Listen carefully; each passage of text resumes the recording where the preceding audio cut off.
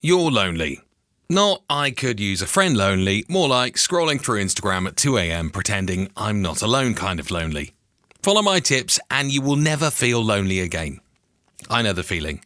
We're talking real loneliness here, the kind of creeps in no matter how many notifications you get, not that you get any, or how many hours you spend socializing on apps. In today's world, we're more connected than ever. You've got DMs, snap streaks, group chats, and notifications blowing up every few seconds.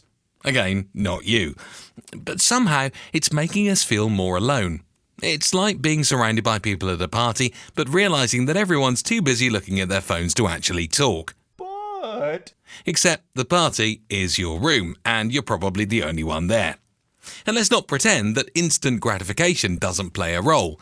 Think about it. Apps, social media, and even certain websites are all about quick satisfaction. They give you this dopamine hit that feels like a connection until you turn off your phone and it's just you and your thoughts. Or that used lotion bottle. Yeah, I've been there. True, and yeah, that's pretty true. That's true, and yeah, that's true. That's true. That's true. That's pretty true. That's pretty true. I mean, that's true. Ever wonder why, with all these apps to connect us, we still feel so damn alone? Here's the thing. Social media tricks your brain into thinking you're connecting with people, but it's shallow. Like on your post, a quick Snapchat. It feels good for a second, but it's no substitute for the real stuff. You know what feels good? Hitting that subscribe button. Steve, you can't just plug yourself like that. Sorry, back to the video. As I was saying, a like on a post is like beating your meat with a flashlight and saying it's better than the real thing. Or trying to hydrate with soda. Sure, you're drinking, but it's not what your body actually needs. Wait, I love soda. Plus, with every story you see and every perfect post, it's easy to fall into comparison mode. You end up thinking everyone else has this amazing social life. Spoiler, they don't. They're probably sitting alone posting those pictures and hoping to look less lonely, just like you. Here's where it gets interesting. Apps are designed to keep you hooked. They're not in the business of making you feel fulfilled, they're in the business of keeping you coming back. As Walter said to Jesse, I'm in the empire business. Replace Walter with Mark Zuckerberg and Jesse with you. Think about it. When was the last time an app reminded you, hey, maybe put the phone down and go actually talk to someone? That would be bad for business, right? And before you think this is just another go make friends talk, trust me, we're going to get into something way deeper. By the end of this, you'll see how to actually feel less lonely without leaving your room. Let's talk about the big P.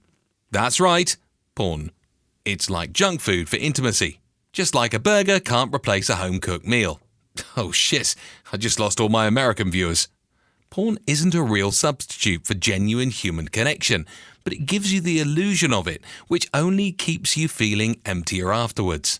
It's like, sure, it feels good for the moment, but when it's over, you're left with the same loneliness and maybe a little bit of shame, if you get what I'm saying. I remember once I was spending hours scrolling, bouncing from one app to another, just trying to avoid feeling lonely. I'd be scrolling through Reddit for hours. And believe me, Reddit is not the place you want to be scrolling for hours. I'd keep myself occupied watching other people live these amazing lives on social media. Then I'd switch to YouTube, trying to laugh off the emptiness. Then well, you know. But one day I had this moment where I thought, what the fuck am I doing? After following these tips, I was able to feel less alone than ever before. So, what can you do right now to start feeling less lonely?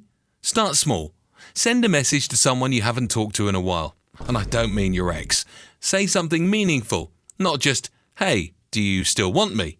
Or even better, set up a coffee with someone you've been meaning to catch up with. Again, not your ex.